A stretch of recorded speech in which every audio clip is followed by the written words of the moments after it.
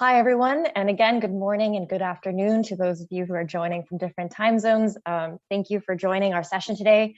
I think we'll get started with the event now that we have attendees who have joined us today. Just as a reminder, the session will be recorded and we will be making those slides and the recording available to you later on. So today's webinar is hosted by the Science-Based Targets Initiative, and it's focused on the SBTi's private equity guidance, which was launched last November.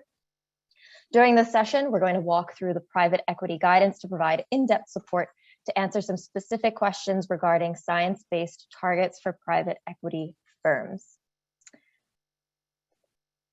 So to kick things off, I'm going to just quickly run through our agenda on the next slide, please.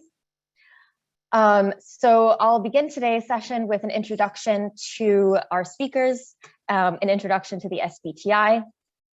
We'll then discuss the relevance of the SBTi's private equity guidance for your firm and for other stakeholders. Then we'll walk through the specific steps that private equity firms can take to set science-based targets. And finally, we'll have about 20 minutes to answer some of your questions in a live Q&A. And some quick housekeeping before we get started. As I had just mentioned, this webinar is being recorded, and we'll make that recording and the slides available to you after this session, so you'll be able to find those on our website and on our YouTube channel. We will also be answering your questions throughout the session, so please enter your questions into the Q&A function of Zoom. We will then select some of those to be answered live at the end of the webinar. In case we don't get a chance to answer all of the questions here today, we'll try to address those in an FAQ that is still in development, and we also welcome you to use the SBTi community forum for financial institutions to find answers to and to post your questions, and there'll be a link to the end to that forum at the end of this session. Next slide, please. Great. So to kick off, I'm just going to give a quick overview of our speakers here today. So to introduce myself, my name is Paulina Tarrant, and I'm the Net Zero Engagement Manager at the Science-Based Targets Initiative. I work very closely on the development of the Net Zero Standard for Corporates that was released last fall, and now work on internal and external engagement on the Net Zero Standard. And I'd also like to welcome our other speakers here with us today. We have Howard Shee, who is here with the research associate that is leading the private equity work for the SBTi. We have Tim Clare, who is the director at Anthesis, and Hannah Wessling, who is a consultant at Anthesis. We also have in the background Miles Tatlock from Anthesis, who will be taking some of your questions in the Q&A function. So again, please feel free to enter those as they come to you throughout the session. So we have Howard here from the SBTi and representatives from Anthesis who have been providing some technical support for the private equity work for the SBTi throughout this project. Next slide, please. Before we begin, what is the Science-Based Targets Initiative? So if you're not familiar with our initiative, we are a collaboration between 4 founding partner organizations, including CDP, the UN Global Compact, the World Resources Institute, and WWF. The SBTi was founded just before the Paris Agreement in 2015 with the aim of driving ambitious corporate climate action by enabling companies and financial institutions to set emission reduction targets that are based on science and consistent with the goals of the Paris Agreement. So at the SBTi, we have a number of activities. This includes defining and institutionalizing best practices for SBTs, providing a wide range of target setting resources, guidance for corporates and for financial institutions. And we also provide an independent assessment validation service for companies to ensure that the company's targets are in line with the SBTi's criteria and therefore credible and robust. Science-based targets provide a defined pathways for companies and financial institutions to reduce their greenhouse gases in line with the latest climate science says is needed in order to limit global warming to 1.5 degrees Celsius. Next slide, please. This webinar is part of a series of materials that the SBTi is sharing with stakeholders and private equity firms. we recently published a two-part, recently published a blog series that's explaining more about how private equity firms can set targets for their portfolios. So you can find the link to part 1 and part 2 of that series here on this slide. And then we have this webinar, which is the first part of a two-part series. The first session is focused on setting science-based targets, and then the next webinar, which is scheduled for July, will be focused on how to actually achieve science-based targets on private equity investments. You're all welcome to join us for the other webinar as well. And again, both of these sessions will be recorded and distributed, so you can refer to these if you aren't able to attend. And then finally, we'll have an additional blog that's going to be released later in the summer, together with an FAQ that's capturing any remaining questions following these sessions and the work that has been done on the private equity guidance. And with that, I'm going to hand it over to Howard, and he's going to take you through the business case for setting science-based targets and the relevance of the PE guidance. Thank you. On to you, Howard. Thanks, Paulina, and thanks to everyone for joining today. On the next slide, fundamentally, the business case for the private equity sector to set SBTs is that it will help lower risk as well as add value. So first, businesses that fail to decarbonize will become increasingly exposed to climate risks. These companies and the PE firms holding such investments could then face financial impacts due to things such as rising energy costs, carbon taxes, reputational risks around not taking any action, or worst case, their assets ultimately becoming stranded. At the same time, SBTs push PE firms to gain insights into the transformations that companies and industries will face. This then helps identify opportunities that benefit from the transition to a zero carbon economy, which includes the development of innovative products and services that support climate mitigation and adaptation. They also better position your organization to adapt to shifts in public policy as governments ramp up climate action, as we have seen recently.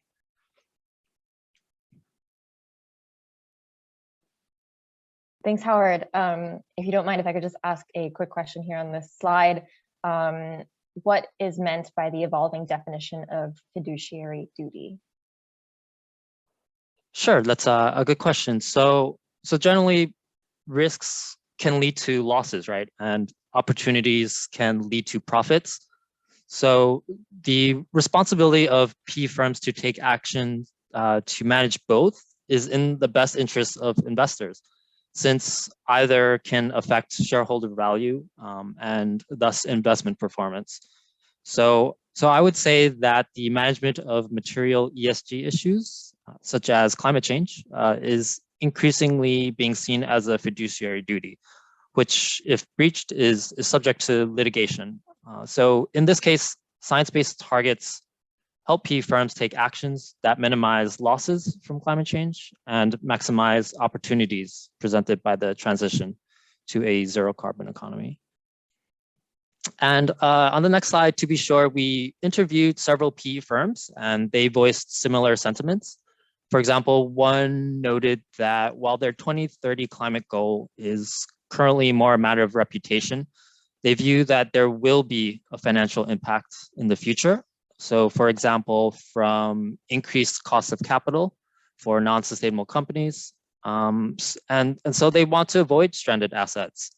Another PE firm echoed that they wanted to avoid playing climate hot potato and any resulting losses, and instead maximize net impact on the world without sacrificing returns. And a few other PE firms also expect regulatory requirements to come in the next few years. And in turn, they believe that the next buyers of their portfolio companies are going to care about this. And also getting companies listed will become even harder. And ICG's quote here also touches on the commercial opportunities for both PE firms and their portfolio companies, and as it helps build resilience and drive innovation. So on the next slide, besides the business case of setting SBTs, some of you may be wondering how your PE firm can make a difference. And to take a step back, to make science-based target setting standard practice, the SBTi is building a critical mass of companies adopting SBTs in order to reach a tipping point that triggers the mainstream adoption of SBTs. And private equity firms play a key role in this. And it's part of a concerted effort to influence companies to take action. So as such an ecosystem grows, the easier it should also become. So for example, several PE firms have mentioned that their portfolio companies are being asked by their customers for their carbon footprints and what they're doing on climate change. And in some cases, portfolio companies that were originally resistant to PE firms' advances, they quickly adopted SBTs when a key client pushed for it. And meanwhile, many PE firms have said that they haven't received any pushback from investors on their plan to set SBTs. Instead, investors have been asking PE firms questions about their climate policies, and they have no further questions when the PE firms say that they are setting SBTs. And that's because they view SBTi as the golden standard. So taking another bubble here on the slide, even competitors can make things easier. We've heard a couple cases where multiple PE firms that both have SBTs, they held minority stakes in a particular company, and this allows them to act together to engage the company to take action. So despite having minority stakes together, effectively, they're having a large influence over the company.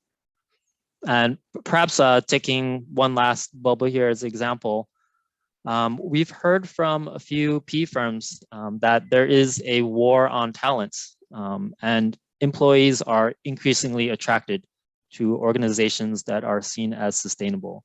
So specifically, they said that aligning with SBTs has helped them with recruiting.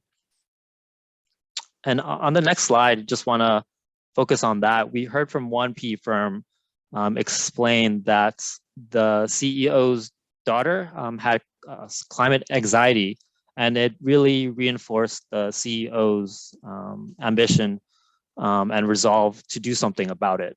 And this, in a way, reflects various studies showing that climate change is one of, if not the top concern of younger generations, like Gen Z. And so as they enter the consumer market, the workforce, and the voting booth, it's going to be very hard, in my mind at least, to ignore the need for climate action without facing any repercussions. And with such pressure from younger generation, we have a quote here from Montague saying that we find that conversations with management teams are increasingly about what companies can do to reduce emissions, not about why action is needed. Setting a science-based target helps translate longer-term aspirations into the most effective and impactful near-term actions to reduce carbon emissions. And to date, 10 private equity firms have taken these near-term actions and set science-based targets, with nearly all of them aiming for 100% of their portfolio companies setting SBTs by 2030. And another 10 PE firms have also committed to setting SBTs within the next 2 years. And there have also been various investment companies that hold both listed and private equity investments that have set SBTs. And more generally, there are over 140 financial institutions that have committed to setting SBTs. So we hope today that your PE firm or your organization will also thinking about joining this ambitious group. So on the next slide, for the rest of today's webinar, we'd like to walk through the steps to setting a science-based target. But before starting the process, it's necessary to get the backing of your firm's leadership. So in HG's words, this started many years ago when we calculated our footprint and became carbon neutral. Following that, our involvement and support to the ICI further helped position our SBTi commitment internally. Taking one step at a time, starting with our own firm, helped bring our leadership with us. One of the first steps a leader can take is to commit to setting a science-based target. And upon signing the SBTi commitment letter, which can be found on our website, P firms will have 2 years to submit their target for assessment by the SBTi. So how can you as a P firm set a science-based target? Let's find out with the 30 minutes or so that we have.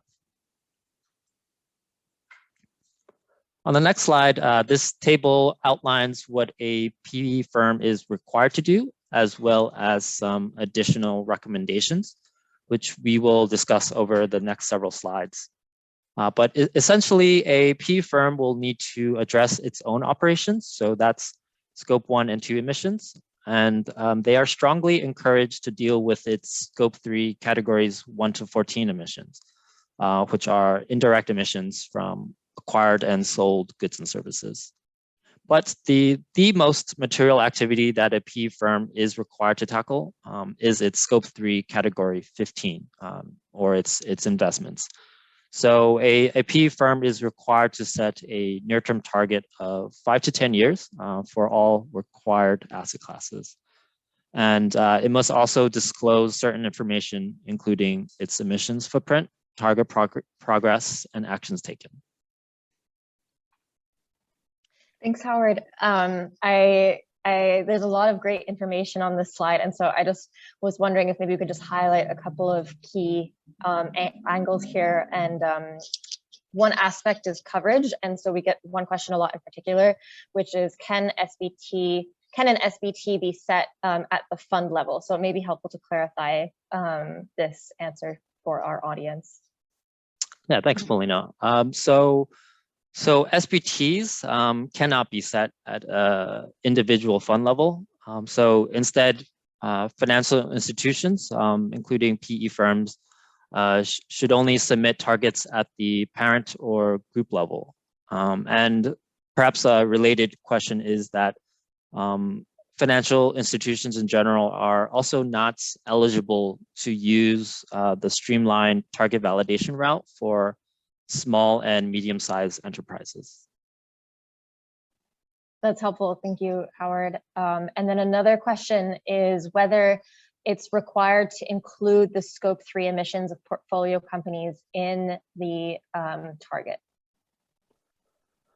Yeah, it's a good question.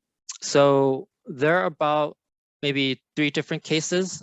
So it depends which case it is, but I can go through them. So for near-term targets, portfolio companies will need to cover their scope 3 emissions if they are more than 40% of their total emissions. And then for net zero targets, so these are long-term targets, they will definitely need to cover scope 3 emissions. And then the final case for portfolio companies that are SMEs, so that's defined by SBTi as companies with less than 500 employees. So SMEs, the SBTi does not require them to set targets for their scope 3 emissions, but they must commit to measure and reduce their scope 3 emissions generally. Great, thanks, Howard. And yeah, I think we can move forward to the run through the step-by-step process. Great, thanks for the questions, everyone. So this graphic shows a step-by-step process for a PE firm to set SBTs. The first step is for the PE firm to define its organizational boundary and compile its emissions inventory. The second step is for the GP, the general partner, to determine the ambition of its scope 1 and 2 targets.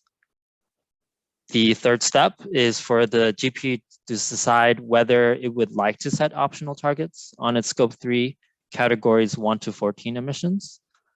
So again, these targets are optional, as we would like to ensure that PE firms focus on their efforts on their most material scope 3 category, which is, of course, category 15, our investments, which leads us to step 4.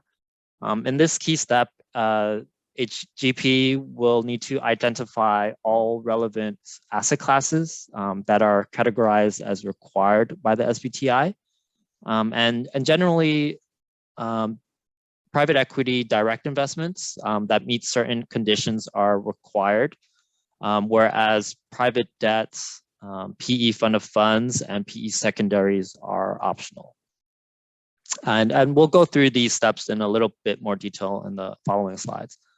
But just to finish off, in step 5, a firm will need to then use relevant methods to develop targets on their required asset classes. And we have 3 methods that we will go over.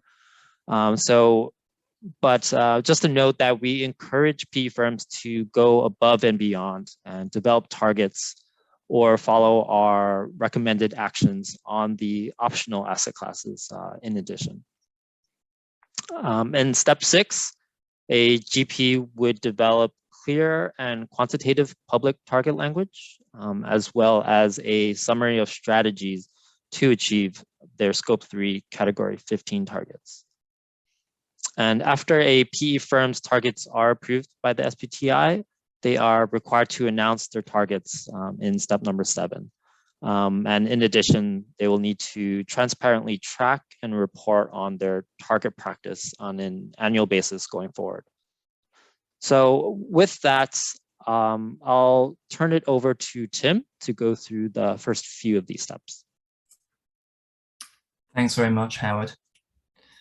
So as we've just been discussing in step 1, the GP must first consolidate their own GHG inventory for their operations. In step 2, GPs are required to set scope 1 and 2 targets for their own operations, which in real terms is for their own offices. What this usually means is setting a 4.2% linear annual reduction target in absolute scope 1 and 2 emissions over a near-term target period. For example, 42% by 2030 if using a 2020 baseline year. For PE firms that have not yet switched their electricity to renewable energy, there is a considerable opportunity here to meet these reduction targets through such an action. In step 3, PE firms are strongly recommended by the SBT to set targets for their own scope 3 categories 1 to 14, including purchased goods and services and business travel. And in most of the firms who've currently set an SBT, we've seen business travel being the focus of this attention. What this usually means is a 2.5% linear annual reduction in absolute emissions in the chosen scope 3 category over the near-term target period. It is important for PE firms to practice what they preach here by being ambitious in reducing their own scope 3 emissions. Nevertheless, the SBTi has not made scope 3 categories 1 to 14 a requirement, as the focus is on the more material concern of the private equity firm's investments, i.e. category 15. If we go through to the next slide. So a primary focus of the PE guidance is on private equity direct investments, the category 15 area. If a PE firm wishes to set an SBT, it must cover these activities with targets if they have them. Buyout and growth capital, as the principal area of private equity investment, in particular, are relevant for most PE firms. Targets must be set for these investments when a PE firm holds an ownership stake of at least 25% and a board seat. So the 2 elements. that this was a significant aspect to ensure that the PE firm has sufficient influence over a portfolio company to influence the management for that change. Venture capital also applies here, but with specific size and age conditions to draw a line at capturing portfolio companies that are either too small and or too new. Specifically, targets must be set for VC investments when a PE firm holds an ownership stake of at least 15% and again holds a board seat. But in addition, the portfolio company must have over 50 employees, have over 10 million euros in annual revenue or assets, and be in existence for over 5 years. The PE guidance adopts 3 existing methods from the FI guidance. But one important distinction, is that it recommends that the portfolio coverage approach as the preferred method of choice for the large asset class buyout and growth.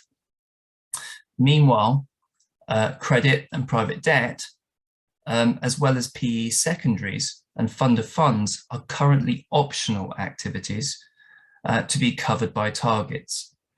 It's worth noting, however, that if these activities become required in future updates of the PE guidance, it will not be applied retrospectively and thus will not affect PE firms with pre-existing SBTs in place.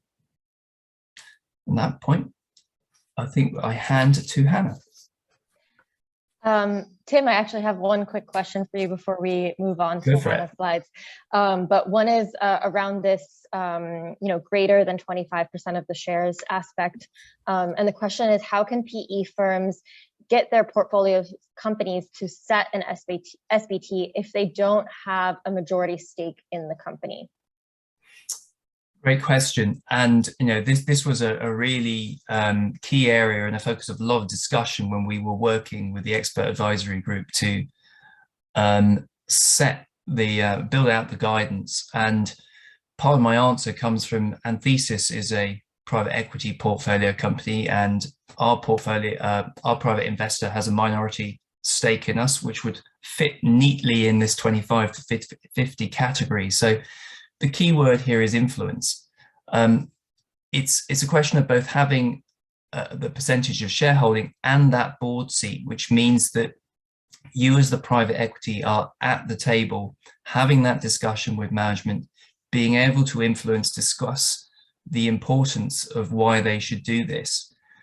Increasingly, we're finding that it's not as hard a push as people think it's going to be, because more and more management teams understand that this change is going to have to happen anyway if they are to remain robust and resilient organizations looking to the future. But the really crucial word here is just influence and the cooperation and working with the management team to get them to understand that the rationale for why this is the sensible thing to do. Thanks, Tim. Yeah, I think this is consistent with the broader SBTi approach, where engagement is first and foremost. So the way financial institutions can help is to actually reduce emissions and support climate stabilization. So thanks for your answer. That was very helpful. And yeah, I think with that, we can pass it on to Hannah to continue on with the presentation. Thank you, Paulina. And I will now go through the portfolio coverage method. And the portfolio coverage method is an engagement-based approach that can be best described as a target of targets, whereby the private equity firm commits to a portion of its portfolio companies setting their own science-based targets. And under this method, the target must have at most a 5-year time frame, and at a minimum must be on a linear path to 100% of portfolio companies having validated science-based targets by 2040. And for a example, a PE firm with 0% coverage in 2020 would need to increase coverage by 5% annually to reach 25% by 2025, whereas a PE firm with 40% coverage in 2020 would need to increase coverage by 3% annually to reach 55% by 2025. The coverage relates to the selected metric, which can either be GHG emissions, which is the preferred choice for SBTi, or a financial metric such as invested capital. In the example shown, the private equity firm invests in portfolio companies that are all 100 million pounds in invested capital. With 0% coverage in the 2020 base year,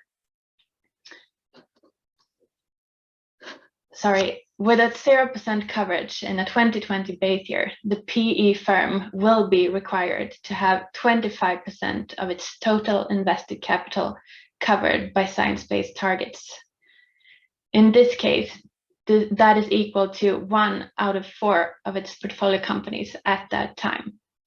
And the advantage of this approach is that each portfolio company will be required to set science-based targets, which ensures that they will follow the latest climate science and best practices per SBTi's target validation criteria and lead to emission reductions in the real economy. Thanks, Hannah. Just a quick question here as well. So how is invested capital defined? If you could just answer that, that would be helpful. Absolutely, and thank you, Paulina. Invested capital should be the amount of funds that has been deployed into investments, whether from PE firms' own funds or funds from LPs that the PE firm is managing, i.e. LP allocations. And in contrast, AUM, assets under management, would be defined as the amount of funds that has been committed, but includes those that have not yet been deployed or used. Great, thank you. So with that, I'm going to pass it back to Howard, who will take us through the rest of the steps. Thanks, Paulina. So to help PE firms identify the relevant asset classes and develop targets that we just discussed, this slide has an kind of an example table that is a simplified version of some key information that the SBTi would need to collect in the target submission form. So in particular, we would need either the emissions or the AUM, the assets under management, that is for each of the PE firms' lending and investment activities. So whether those activities are required, optional, or out of scope. And then second, we would also need the percentage of each activity that is covered by targets, and of course the targets themselves. So maybe an example would be helpful. So say your PE firm has growth capital investments in companies, and you have both majority stakes and minority stakes. And let's say that you hold less than a 25% ownership stake in some of these investments.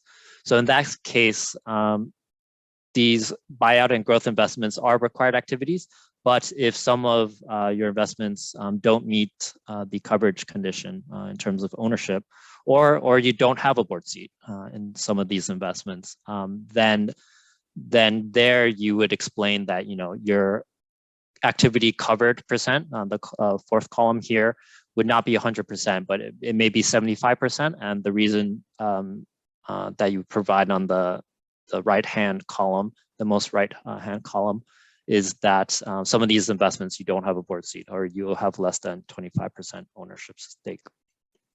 And so generally, the intention of this template is to ensure that the target coverage is appropriately set, so you're not missing anything that is required. And also it allows us to calculate the proportion of total activities that are covered by targets. And that is a data point that is published in your target language. And on the next slide, once PE firms have completed the target submission form, they can reserve slots for the SBTi target validation service. And this would be via our updated booking system. There's a link here on the slide. And so this is where you will upload your completed submission forms, which are required in order to be able to book a slot. And just to be clear, the booking dates is when the review of the target submission will begin, and not the date that target validation results will be delivered. If you're curious, in terms of process, when the booking date arrives, a reviewer will start the evaluation and send over any questions that may arise. This could be one round of questions, it could be multiple rounds. It really depends. And after the first reviewer finishes, the target submission will then be passed on to a second reviewer. So this is kind of a four eyes process. And he or she may require further queries. And after your submission is reviewed by both reviewers, it will then be discussed and finalized during our weekly SBTi financial sector project meetings. And after approval by them and all the necessary steps are completed, we will reach back out to you to communicate the final decision and to provide any additional feedback as necessary. Thanks, Howard, for that overview of the target submission process. Just a more practical question here. Can you talk about the availabilities and of the financial institution booking system and what this process and the length of the process looks like? Sure. As of last week, there was one slot left in the month of June, or so this month, for financial institutions. And then readily available slots thereafter. But I would note that we are expecting an increased number of target submissions this fall, as there are 55 financial institutions that are committed to set SBTs, and their deadline is this October. Just in terms of timing, I'd say the whole process of the target validation takes roughly about 2 months from the time of the booked slot. But of course, this will depend on the number of question rounds and response times. So we have seen submissions that were approved within a month, and we also have seen ones that have taken several months, just because there were no responses for months at a time. So that's the timing really varies. So we really would advise you and any PE firms to provide all the necessary information requested within 2 business days, just to ensure that the process is completed in a timely manner. Thanks, Howard. Yeah, so I definitely encourage PE firms to submit the sooner and as soon as they're ready to go, because I think we do anticipate an increase in submissions in the fall, and then also to encourage your institution to stay within that 2-day window of answering queries, so that targets can be validated in a timely manner, and we can make sure that we give those back by the deadline.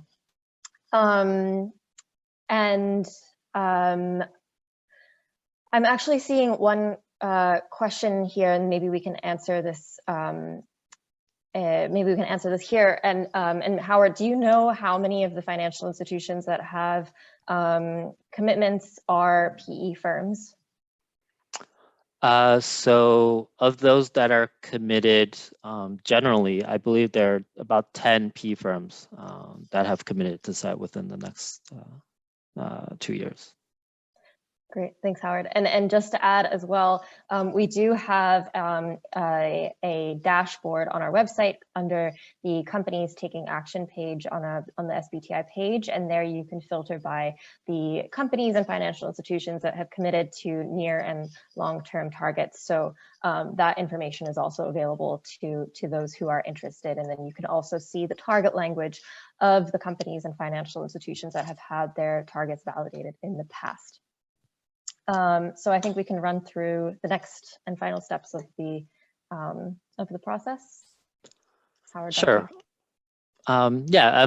Just maybe just one thing to add, because we've received several questions on this, and that's on the booking calendar for portfolio companies.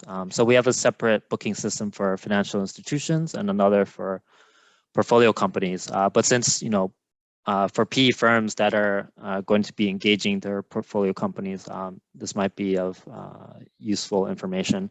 So on the other side, the portfolio companies, we've had a great acceleration of target submissions from corporates and SMEs. That's at one point, I think late last year, there was a waiting period of 13 months just to get a booking slot. But we're happy to say that we've invested in increasing our capacity, and that waiting time for portfolio companies has now gone down to 4 months. And we are continuing to try to get that down even more. So hopefully that is good news for everyone here. So yeah, with that, on the next slide, the final step.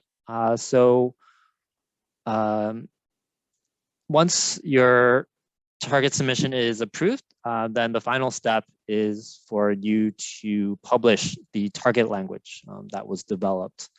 And so this target language would be published on the SBTi website, and then all you would have to do is also publish it on your own websites or any other of your publications. And the SBTi strives to increasingly standardize the language across different financial institutions so that they are consistent and comparable for external stakeholders. And you can find guidance on target language in the PE guidance, as well as the FI near-term target submission form. But perhaps the most useful examples can be found in the companies taking action dashboard that Polina just mentioned, that is on the SBTi website. And so on this slide, you can see 2 examples picked randomly, just also with different kind of asset classes and types of targets here. Just at a minimum, the target language will need to include the scope 1 and 2 target, which is on an aggregate basis, which I believe was one of the Q&A questions that Miles replied to. And then secondly, you'll need the percentage target coverage of all investment and lending activities. So here you can see that GBL's portfolio target covers 100% of those. And then lastly, of course, the scope 3 asset class level targets. Likely this will just be private equity investments for most PE firms. But if you have, PE real estate, that'll be a separate asset classes. Or if you happen to have listed equity or any other asset classes, then they would be covered in the target language as well. So on the next slide, I just like to point everyone to the SBTi community forum for financial institutions as a channel for questions and discussions on the PE guidance, as well as the wider financial sector framework. So you can go to the link here on the slide, just sign up for an account, and when you log in, you could read all the previously asked questions and responses, as well as raise any new questions from your end. On the next slide, before we go into Q&A, I'll just leave you with a call for action from Eurazeo, which has a validated SBT. So they said that having our targets validated by SBTi is a major step in our combat against climate change. SBTi provides the global standard for science-based target setting, filling an essential gap to unlock ambitious emissions reductions for our portfolio companies. There's a real urgency to collectively take action and bring about positive change. Private equity firms must mobilize to be part of the solution. So with that, I'll turn it back to Paulina. Thank you, Howard, and thank you everyone for presenting. Yeah, so I just want to take us to the Q&A portion of the webinar. So if you have any other questions and you haven't been able to ask them in the Q&A function yet, please do so now, and we'll get to those in this live Q&A portion of the session. So a quick question that I have, let me just quickly run through what I have here. Apologies for the delay. Howard, a question for you on the first step of the SBT process. Is a full portfolio GHG inventory required to set an SBT? So a greenhouse gas inventory would be needed for scope 1 and 2, just so you're able to set a target on that. But in terms of the scope 3 category 15 emissions, when using the portfolio coverage method that Hannah went over earlier, you can either use emissions or a financial metric, such as invested capital. So if you do decide to go with portfolio coverage, you can use the financial metric instead of emissions. So in that case, you would not need that inventory for your investments. Great, thank you. And then if anyone wants to pitch in for some of these questions, please feel free to jump in. But the next question is, how easy is it to set SBTs for PE firms, and how long does it take to prepare for the submission?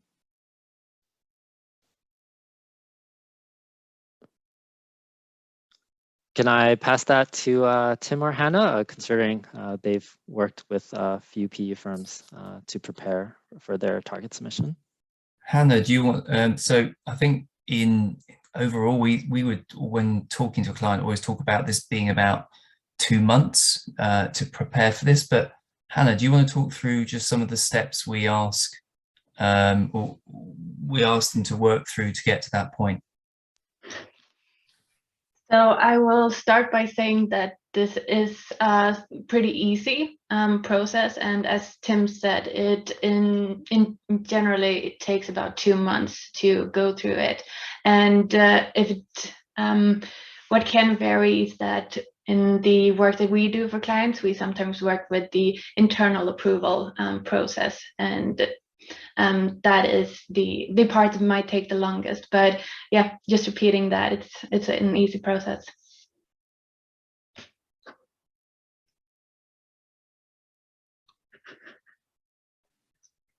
Great. Well, that's very encouraging that that this is a process that is not too daunting. I have another question here, and that is, considering the fact that office is contributing to scope 1 and scope 2 might be least, what is the best method for PE firms to drive reductions and meet the SBTs, considering the lack of agency for these offices?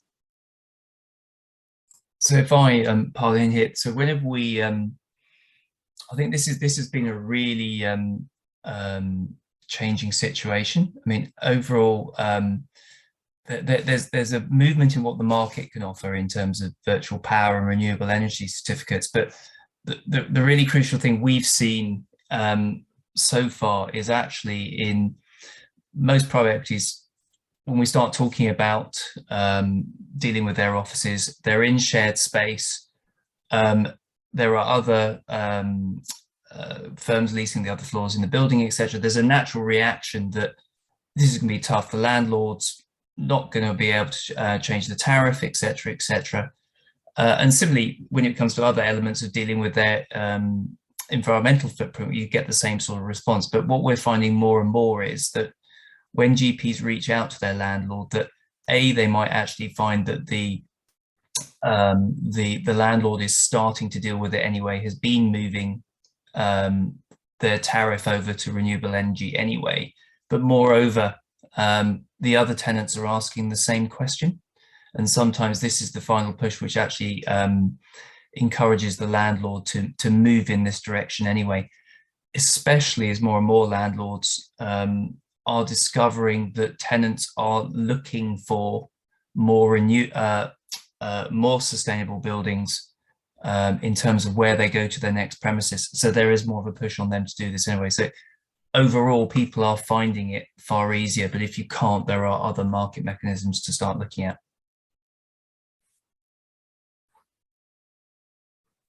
Great, thank you. Another question, perhaps for Howard.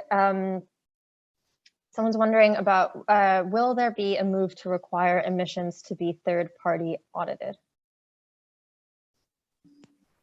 Thanks for that. So there generally is a move towards sort of assurance, and the SBTi is certainly a part of that. And we are adding a monitoring, reporting, and verification function to initiative. But a lot of the companies that we work with find third-party assessments to be costly or onerous. And so we don't require that at this point. And as we said, we are adding additional MRV components currently, but at this point, it's not a requirement. Great. Thanks, Howard. And also just a reminder that companies are, one of the criteria is for companies to annually report and disclose their emissions so that, progress against those targets can be tracked. And then, of course, we have the MRV measurement, reporting, and verification work to help track that progress.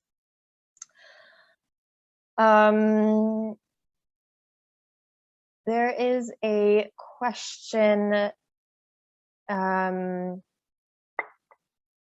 here that is, why is it 100% coverage by 2040, but some firms have gone for 2030? Yeah, thanks for that question. So I guess the goal on a global level is net zero by 2050. It would be too late if the requirement for P firms is that 100% of their P firms have set SBTs by 2050, because it takes time for the companies to implement that. Hence, we've set the requirements at 2040 so that there is some time for the companies to implement their SBTs.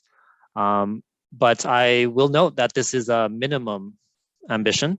And of course, we would strongly recommend P firms and companies to exceed that and be more ambitious. So, and we've seen with the first tranche of P firms with validated SBTs that they have decided to be more ambitious and to seek 100% by 2030. And yeah, we definitely applaud higher ambition there. And I'm glad to see that many P firms have done that. I think it's really interesting to see that. It talks to the best part of PE sometimes, that if they're going to go in for it, they're going to go in big and they're going to be ambitious and they're going to push the boundaries here and match what's happening in the best of the corporate world with the corporate world aligning to the idea of the decisive decade and needing to see that action taken by 2030. So it's to be greatly applauded.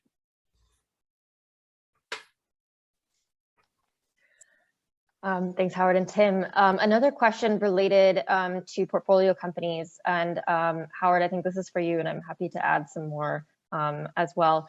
But does the SBTi have an approach for all sectors? So will it be possible for our portfolio companies to have guidance? So will all the portfolio companies be able to do this?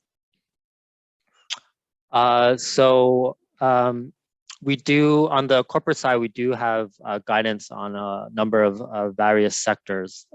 So a lot of those are available on the SBTi website. I guess I will note that there is currently a pause on target validations for the oil and gas sector, but that's just a pause. That's because we are still developing the guidance document that will help those companies to set targets. So until that guidance is finalized, there is a pause in validations. Thanks, Howard. Yeah, we encourage you to take a look at our website. We do have a number of sector-specific guidances available, primarily in the heavy emitting industries. So we have sector-specific guidance for some, and then we also have sectoral decarbonization pathways for the rest of the industries to follow. And then there are a number of projects that are underway right now as well. So companies that are looking for guidance in the forestry, land and agriculture space, and then also in the building space, steel, cement also will have guidance available to them at the end of this year and the beginning of 2023. So yeah, please take a look at those timelines on our website for more information there. A question for Hannah. How long do PE firms have to get their portfolios to set SBTs from the point of a deal close? Thank you for that question. And for the PE guidance, once you close a deal, you can have up to 24 months before that particular portfolio company is included in your SBT portfolio coverage calculation. And that time frame is the maximum. So SBTi is definitely encouraging using 12 months or even less before it's included in the calculation. But I'd add that that time frame is essentially provided so that companies that haven't measured their carbon footprint or don't know what a science-based target is, given that time to measure their carbon footprint and educate themselves on what to do and then develop their SBT. Great. Thank you, Hannah. And I am realizing that we are at time. And so I do want to thank everyone for your questions. And if we weren't able to get to those to you today, again, we will take a look at those for for drafting our FAQ. And then we do have the community forum for FIs for you to go see other questions and post your questions and work with the community around answering some of those questions. And then I want to thank our speakers for presenting today, and thank you all for joining us to hear about the SBTi's private equity guidance. Again, this webinar is part of a series of private equity materials, including a blog that you can find on our website, and there will be another webinar in July. So please keep an eye out for that. And so we hope to see you at that next webinar. This webinar is recorded, and you will have those slides and recordings available to you after the session. And again, thank you for joining us, and I wish you a great rest of your day. Thank you. Thank you, everyone. Thank you. Thanks, everyone.